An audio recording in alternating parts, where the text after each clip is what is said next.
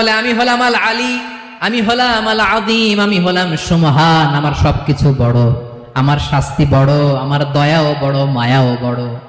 আমি যখন শাস্তি দেই আমার শাস্তির মতো কেউ শাস্তি দিতে পারে না। আমি আল্লাহ সব সময় ধরি না, ধরলে ছাড়ি না, ঠিক কি না?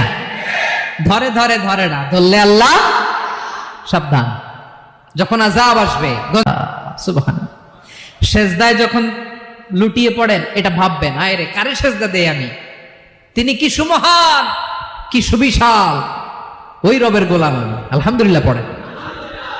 9 নম্বরে আল্লাহ বলেন ওয়ালা ইয়াউদুহু হিফযুহুমা, এই বিশাল আকাশ জমিনকে রক্ষণাবেক্ষণ করতে যে আল্লাহ কঠিন কালেও ক্লান্ত হয় না। নাকি আমার আপনার মতো ক্লান্ত হয়?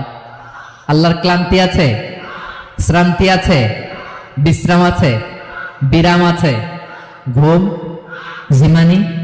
সুবহানাল্লাহ পড়েন। আল্লাহ বলে ওয়ালা ইয়াউদুহু হিফযুহুমা, এগুলোকে রক্ষণাবেক্ষণ করতে আল্লাহ ক্লান্ত হয়ে পড়েন না। 9 নম্বরে বললেন আল্লাহর কোনো ক্লান্তি নাই, সব কিন্তু দেখভাল করেন, প্রতি মুহূর্তে প্রতি সেকেন্ডে যার যেটা লাগে করেন। এই পুরো বসুন্ধরা, পৃথিবী, মহাবিশ্ব যেভাবে চলা দরকার সৃষ্টির পর থেকে আজও চলছে। চালায় কে? ইঞ্জিনিয়ারটা কে? আসল কারিগরটা কে? 9 নম্বর চলে গেল, আল্লাহ ক্লান্ত হন না। আর বাকি রইল কয়টা? সব শেষে আল্লাহ তাআলা বললেন ওয়া হুয়াল আলিয়ুল আযীম, ওয়া হুয়াল আলিয়ুল আযীম, তিনি হচ্ছেন আল আলিয়ুল আযীম। সব শেষ কথা।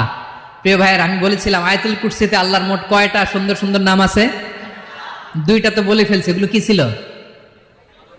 আল হাইয়ু, আল কাইয়ুম। এবার সব শেষে 3 আর 4 নাম্বারটা আসছে। এটা কি? একটা আল আলী আর একটা আযীম। 3 নাম্বারটা হচ্ছে আল আলী, 4 নাম্বারটা আযীম। আল আলী মানে হচ্ছে সর্বোচ্চ, দ্য গ্রেটেস্ট, দ্য হাইয়েস্ট। তার উপরে কেউ আছে? ঊর্ধ্ব জগতের যে বর্ণনা দিছি, কি বুঝলেন? আল্লাহর উপরে কেউ আছে? এজন্য তিনি হচ্ছেন আল আলী, সবচেয়ে উপরে, সর্বোচ্চ, দ্য হাইয়েস্ট। তার উপরে কেউ। এজন্য আল্লাহ বলেন সাব্বিহ ইসমা রাব্বিকাল আ'লা। আল আলী আর আল আ'লা কাছাকাছি অর্থ। প্রশংসা করো ওই আল্লাহর যিনি হলেন আ'লা, সবচেয়ে বড়। তার চেয়ে বড় কেউ আছে নাকি? তার উপরে কেউ আছে নাকি? আল আ'লা। এজন্য আমরা যখন সিজদায় লুটিয়ে পড়ি, আমরা যখন সবচেয়ে নিচে যাই, আমরা বলি আল্লাহ তুমি সবচেয়ে উপরে। আমরা যখন সিজদায় যাই আমরা তখন সবচেয়ে কি? নিচে, তাই না? এর চেয়ে নিচে আর মানুষের সবচাইতে দামি অঙ্গ কপালটারে মাটিতে ঘষি, আমি সবচেয়ে নিচে, আর আমি বলি সুবহান রাব্বিয়াল আহা, সুবহান রাব্বিয়াল আ'লা। আল্লাহ তুমি সবচেয়ে উপরে, আমি সবচেয়ে নিচে, কিন্তু তুমি সবচেয়ে উপরে। সুবহানাল্লাহ পড়ে। আল্লাহ বলে আমি হলাম আল আলী। 4 নম্বরে আমি হলাম আল আযীম, হাইয়ু কাইয়ুম। শেষে বললেন আমি হলাম আল আলী, আমি হলাম আল আযীম। আযীম মানে সুমহান, দ্য সুপ্রিম। সুপ্রিম। আল্লাহর সবকিছু চরম পর্যায়ের। তার সবকিছু কি? আল্লাহর শাস্তি চরম পর্যায়ের, আল্লাহর দয়া পরম পর্যায়ের, তার সৃষ্টি প্রকাণ্ড, তার ক্ষমতা প্রচন্ড। তিনি আল আলী, আল আযীম। আওয়াজ করে পড়ুন আল্লাহু আকবার। আল্লাহ বলে আমি হলাম আল আলী, আমি হলাম আল আযীম, আমি হলাম সুমহান, আমার সবকিছু বড়, আমার শাস্তি বড়, আমার দয়াও বড়, মায়াও বড়। আমি যখন শাস্তি দেই আমার শাস্তির মতো কেউ শাস্তি দিতে পারে না। আমি আল্লাহ সব সময় ধরি না, ধরলে ছাড়ি না, ঠিক কি না?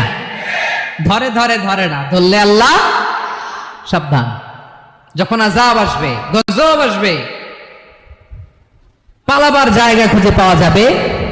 সামান্য ভূমিকম্প দিলে আমাদের অবস্থা কি হয় দেখেন তো? হ্যাঁ, সামান্য একটু ভূমিকম্প দিলে বাঁচার উপায় আছে? আল আযীম, ইন্না যালযালাতাস সাআতি শাইউন আযীম। কিয়ামতের সেই প্রকম্পনটা বড্ড ভয়ঙ্কর, বড্ড ভয়ঙ্কর।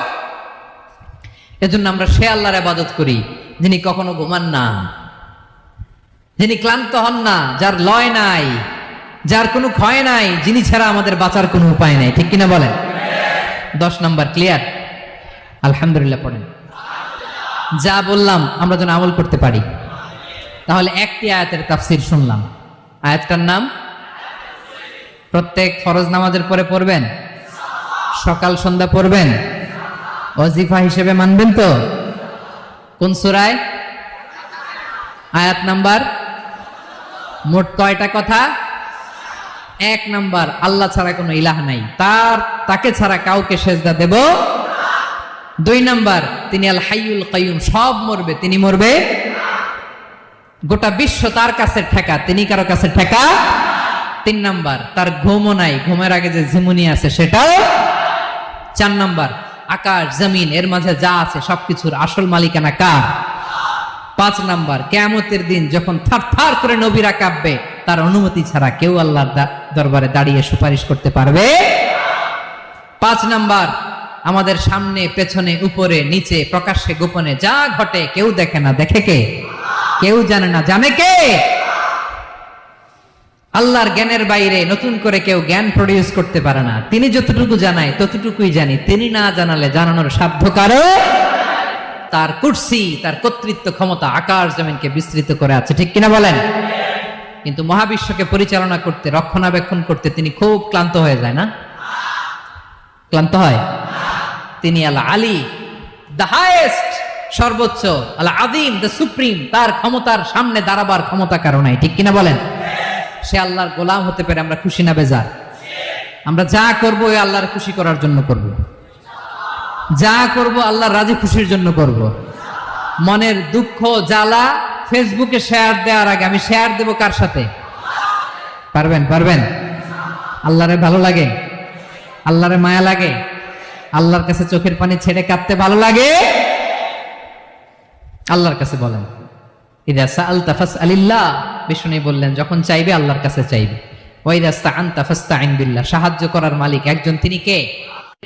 আল্লাহর কোরআনের সবচাইতে দামি আয়াত, the greatest verse in the Quran. উবাই ইবনে কাআব রাদিয়াল্লাহু তাআলা আনহুকে বিষ্ণু সাল্লাল্লাহু আলাইহি ওয়াসাল্লাম জিজ্ঞেস করলেন, উবাই বলো তো কোরআনের কোন আয়াতটা সবচেয়ে সেরা? উবাই জানেন, তারপরে বললেন আল্লাহু ওয়া রাসূলুহু আ'লাম, আল্লাহ আল্লাহ রাসূল ভালো জানেন। দেখেন কত বিনয়ী ছিলেন সাহাবারা, জেনেও উত্তর দিতে চাইতেন না, ভাবতেন না জানি বিষ্ণুনবী নতুন কিছু আমাদেরকে জানায়। বিষ্ণুনবী আবার বললেন, তুমি কি জানো কোরআনের সবচেয়ে শ্রেষ্ঠ আয়াত কোনটা? এবার উবাই ভাবলেন এবার আমি উত্তরটা দিয়েই দেই। তিনি বললেন আয়াতুল কুরসি, আল্লাহু লা ইলাহা ইল্লা হুয়াল হাইয়ুল কাইয়ুম, এটা শ্রেষ্ঠ আয়াত। বিষ্ণুনবী খুশি হয়ে উবাই ইবনে কাবের বুকে একটা চাপড় মারলেন, এরকম আদরের চাপড় দিয়ে বললেন, লিয়াহনিকাল ইলমু ইয়া আবুল মুনজির, হে আবুল মুনজির, জ্ঞান এবং প্রজ্ঞা তোমার জন্য মোবারক হোক, তুমি ঠিক বলেছো। সুবহানাল্লাহ পড়ে। তাহলে এই প্রথম ইনফরমেশনটা আজকে জানলাম, কোরআনের সর্বশ্রেষ্ঠ আয়াতের নাম। সবাই বলবেন একসাথে, কোরআনের সর্বশ্রেষ্ঠ আয়াতের নাম কোন সূরায়? আয়াত নাম্বার 255। এত আয়াত থাকতে এই আয়াতটা কেন সর্বশ্রেষ্ঠ হলো রে ভাই? এর কারণ এই আয়াতের ভেতরে আল্লাহ তাআলা তার নিজের পরিচয় তুলে ধরেছেন। এই আয়াতের ভেতরে আল্লাহ তাআলা তাওহীদের পরিচয় দিয়েছেন, একত্ববাদ, তিনি যে একক। আমাদের রব কয়জন? নাকি 2 জন? 3 জন? কয়জন? আমাদের রব একজন, এক আল্লাহর পরিচয় আছে। এখানে আল্লাহর জ্ঞান, আল্লাহর ক্ষমতা, আল্লাহর কুদরতের বিবরণ আছে।